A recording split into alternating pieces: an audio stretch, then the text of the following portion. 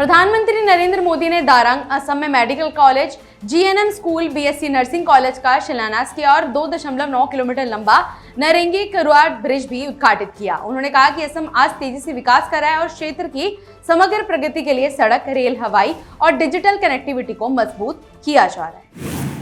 भाजपा राष्ट्रीय अध्यक्ष जेपी नड्डा ने कहा कि तिरुपति यात्रा के दौरान उन्होंने भ्रष्ट वाईएसआरसीपी सरकार को बदलने की जरूरत बताई थी और अब पीएम मोदी की सलाह मानते हुए जनता ने इसे बदलकर एनडीए सरकार बनाई। नड्डा ने चंद्रबाबू नायडू के नेतृत्व में सरकार बनाने के लिए जनता का धन्यवाद किया। अमेरिकी राष्ट्रपति डोनाल्ड ट्रंप ने सभी नाटो देशों से रूसी तेल खरीद बंद करने की अपील की है। उन्होंने चाइना पर 50 से 100% टैरिफ लगाने की चेतावनी दी क्योंकि चाइना रूस से ऊर्जा खरीद रहा है। ट्रंप ने कहा कि ये टैरिफ तब हटाए जाएंगे जब यूक्रेन युद्ध समाप्त होगा।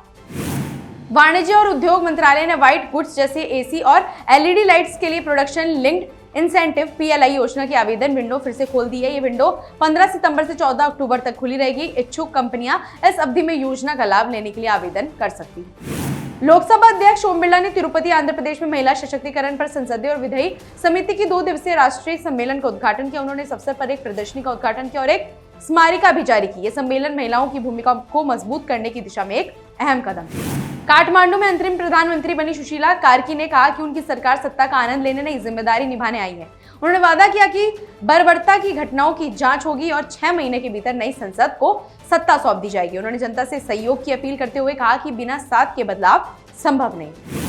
केंद्रीय मंत्री धर्मेंद्र प्रधान ने कहा कि सीबीएसई अब अपने सभी स्कूलों में शुगर बोर्ड लगाने की योजना बना रही है ताकि बच्चों को चीनी के सेवन से होने वाले नुकसान के बारे में जागरूक किया जाए। उन्होंने बताया कि प्रधानमंत्री मोदी ने देशवासियों से कम तेल और चीनी का उपयोग करने की अपील की है जिससे मोटापा जैसी समस्याओं पर नियंत्रण पाया जा सके। गांधीनगर में केंद्रीय गृह मंत्री अमित शाह ने कहा कि अब गृह मंत्रालय देश की सभी भाषाओं में संवाद की सुविधा देगा। उन्होंने सारथी नामक अनुवाद प्रणाली की जानकारी दी जो हिंदी से सभी भारतीय भाषाओं में सरल अनुवाद सुनिश्चित करती है। शाह ने राज्यों से अपील की कि वह अपनी भाषा में पत्र भेजे, मंत्रालय उसी भाषा में जवाब देगा।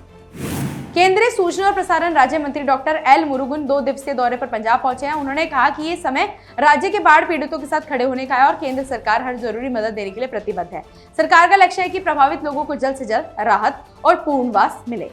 महाराष्ट्र के मुख्यमंत्री देवेंद्र फडणवीस और उप मुख्यमंत्री एकनाथ शिंदे ने मुंबई में गुजरात के राज्यपाल आचार्य देवव्रत का स्वागत किया जिन्हें महाराष्ट्र के राज्यपाल का अतिरिक्त कार्यभार सौंपा गया। राजभवन मुंबई में उनका शपथ ग्रहण समारोह संपन्न हुआ। असम के दरंग में जनसभा को संबोधित करते हुए मुख्यमंत्री हिमंत बिस्वा शर्मा ने कहा कि प्रधानमंत्री ने राज्य को 18,000 करोड़ रुपए का उपहार दिया है।